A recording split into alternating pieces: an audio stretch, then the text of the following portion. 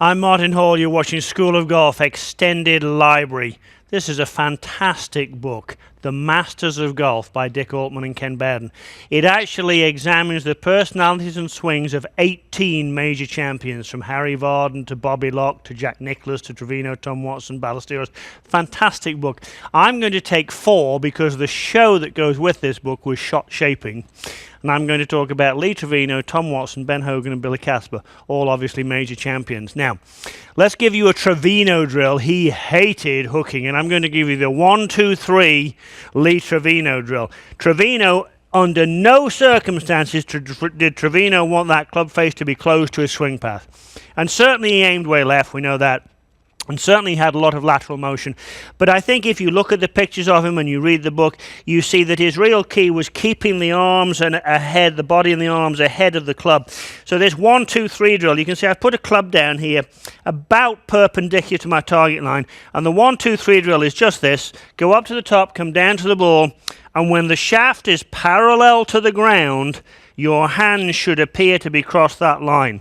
So it would be 1, 2, 3, and while you've got that feel, go ahead and try and hit it, and that'll hit it with a very, as it did there, a very slight fade. Now, Tom Watson also had a 1, 2, 3 drill, a completely different 1, 2, 3 drill. Tom Watson drew the ball almost all his life, didn't actually like hitting it straight, still say all his life, still does.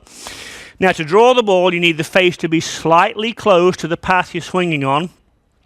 And what Tom told me was he couldn't count the number of times he'd done this drill, which he actually learned from Sam Snead, which was to take it up to the top and go 1 and see that that face was square, 2 and see that face is square.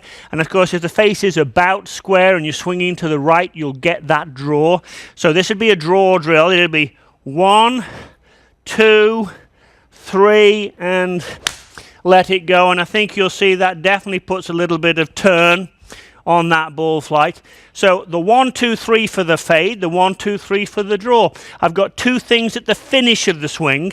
Ben Hogan, well, who doesn't know about Ben Hogan and his power fade, and what I would call the picture frame finish. Now, Hogan's picture frame finish was about like this.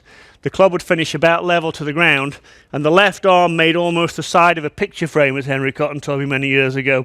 Some of you may remember that picture of Hogan at Merion. So if you picture frame the finish, it delays the closing of the club face. Here we go, picture frame. And if you picture frame that finish, you can see there it puts just a little bit of fade on that ball. And lastly, what I would call a sort of forgotten superstar, Billy Casper, won 51 tournaments. 51. And people sort of don't mention him with the greats, but certainly he was one. Won the US Open, won the Masters. Casper hit draws all the time, and I've made up a drill there. I call it the anti-frame. This again is a finish, but Casper hit draws all the time. And if you want to hit a draw, try this one, the anti-frame. If this is the picture frame, then if you finish this way with the shaft actually pointing a little bit to the right of the target, that's the anti-frame. And if you aim just a hair right and your thoughts wander to the finish and you give it the anti-frame, you're going to see that ball turns to the left. Overcook that one a little bit, but worth doing. So 4 different drills to shape the ball with draws and fades. Thanks for joining us on golfchannel.com for the best in golf instruction. I'm Martin Hall. You've been watching an extended version of Martin's Library. For more tips like these, tune to School of Golf Wednesday nights on Golf Channel.